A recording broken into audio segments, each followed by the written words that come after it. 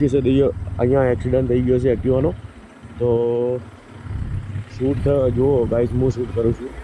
એક મિનિટ એક્ટિવામાં કરજો. એક મિનિટ. એવો ગાઈસ અહીંયા એક્સિડન્ટ થઈ ચૂક્યો છે એક્ટિવાનો. તો અહીંયા થઈ ગયું છે.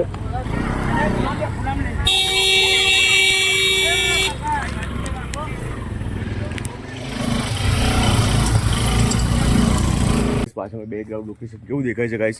હું અહીંયા રેસ્ટ કરવા માટે, મતલબ કે ખાલી વેઇટ કરવા માટે ઊભો હતો તમને દેખાડવા માટે કે પૂરો જંગલી વિસ્તાર છે. અચલગઢ જતા હતા ને ગાઈસ, અહીંયા દેખો વાઇલ્ડ લાઈફ સેન્ચુરી છે ગાઈસ. અહીંયાથી મતલબ કે તમે આવો ને તો અહીંયા દેખો આ છે. તો hello guys, welcome to my YouTube. So guys, ફરીથી તમારું સ્વાગત છે મારો ન્યૂ બ્લોગ વિડીયોમાં. તો ગાઈસ, જેમ કે મેં તમને કાલે કીધું હતું કે અમારે જવાનું હતું અચલગઢ, પણ કાલે થોડી પ્રોબ્લેમ થઈ ગઈ હતી એટલે અમે કાલે મતલબ કે વિડીયો શૂટ કરવા નતા ગયા, બ્લોગ શૂટ કરવા નતા ગયા. તો ગાઈસ આજ જવાના છો અને આજ જોશો કેમ કે રિસ્કી ઇલાકો છે અને બારે વરસાદ બી બહુ થાય છે, ગજબ વરસાદ થાય છે. અને ગાઈસ અમે શું ચેકઆઉટ ટાઈમ કરી લીધો હોય કે આજે ચેકઆઉટ કરીને બધું ફરીને પછી નીકળી જશું ઘરે. તો ગાઈસ આજ જવાનું છે ઉપર. તો અહીંયા પેકિંગ બધી ચાલુ છે અને બધું મતલબ કે પેક થાય રહ્યું છે. તો ગાઈસ હવે અહીંયાથી મેં જવાના છો અચલગઢ અને અચલગઢથી જવાના છો ગુરુ શિખર. એટલે થોડું ઘણું ધ્યાન રાખીને જાશો અને અમે એક વસ્તુ યાદ રાખશું કે રસ્તામાં ઊભા નહીં રહીએ ડાયરેક્ટ. તમને ગાઈસ અગર થોડું ઘણું મિસ લાગે તો સોરી, કેમ કે કાલ જે પ્રોબ્લેમ થઈ ને એ હિસાબથી અમે અચલગઢ રસ્તામાં નહીં ઊભા રહીએ, ડાયરેક્ટ અચલગઢ જઈશું અને અચલગઢથી આવીને પછી સીધા અમે જઈશું ગુરુ શિખર ગાઈસ. તો ગાઈસ જો અમે હોટલમાંથી ચેકઆઉટ કરી લીધું છે અને સેફટી માટે બહાર વરસાદ પડે તો દેખો અહીંયા બેગ ઉપાડવામાં આવે છે. સેફટી માટે રેનકોટ લીધો છે. હા તો ગાઈસ વજન વધી ગયો છે ને ગાઈસ. આજની ટ્રીપ મતલબ કે અહીંયા લાસ્ટ ડે છે, માઉન્ટના અંદર લાસ્ટ ડે છે ને ટ્રીપ છે.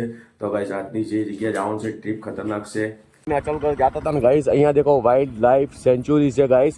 અહીંયાથી મતલબ કે તમે આવો ને તો અહીંયા દેખો આ છે ટ્રાઇબલ ટેન્ક. તો ગાઈસ અહીંયાથી તમે આવો ને તો અહીંયા જઈ શકો, પણ એમાં પરમિટ લેવું પડે ગાઈસ. અહીંયા જવા માટે પરમિટ લેવું પડે, પણ અમે હમણાં અહીંયા જતા નથી કેમ કે અમારો ટાર્ગેટ એક જ છે અચલગઢ. તો ગાઈસ તમે અહીંયા જોઈ રહેશો અમે અચલગઢવાળા રસ્તા ઉપર આવી ગયા છો અને ગાઈસ અહીંયા એક્સિડન્ટ થયો છે એક્ટિવાનો. તો ગાઈસ આપણાથી મતલબ કે આપણે પૂછીએ જેટલો સપોર્ટ મતલબ જોઈશે એટલો આપી દઈશું. તો ગાઈસ પૂછીએ છે અહીંયા એક્સિડન્ટ થઈ ગયો છે એક્ટિવાનો. તો શૂટ જુઓ ગાઈસ, હું શૂટ કરું છું. એક મિનિટ એક્ટિવામાં કરજો. એક મિનિટ. એવો ગાઈસ અહીંયા એક્સિડન્ટ થઈ ચૂક્યો છે એક્ટિવાનો. તો અહીંયા થઈ ગયું છે. કોઈને લાગ્યું નથી ને? કોઈને લાગ્યું નથી ને ભાઈ?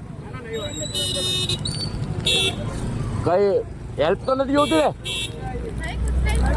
હેલ્પ નહીં चाहिए ને? Thank you.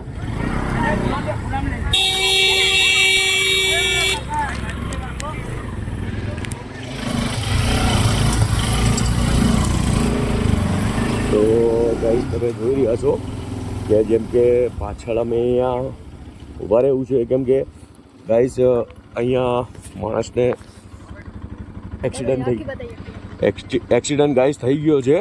અને એમાં કેવું છે ગાઈસ કે કોઈ પણ માણસને અહીંયા આવી જગ્યા પર એક્સિડન્ટ વગેરે થયો તો જરૂર હેલ્પ કરજો. કેમ કે ગાઈસ અહીંયા તમે જોઈ રહ્યા છો કે કેટલી બધી ટ્રાફિક થઈ ચૂકી છે, જેનાથી શું છે કે કોઈ માણસ એકલો માણસ હોય ને મારા જેવો તો એને હેલ્પ થાય. અમે જેમ કે અચલગઢવાળા રસ્તે જઈ રહ્યા છો અને ગાઈસ પાછળ બેકગ્રાઉન્ડ લોકેશન કેવું દેખાય છે ગાઈસ?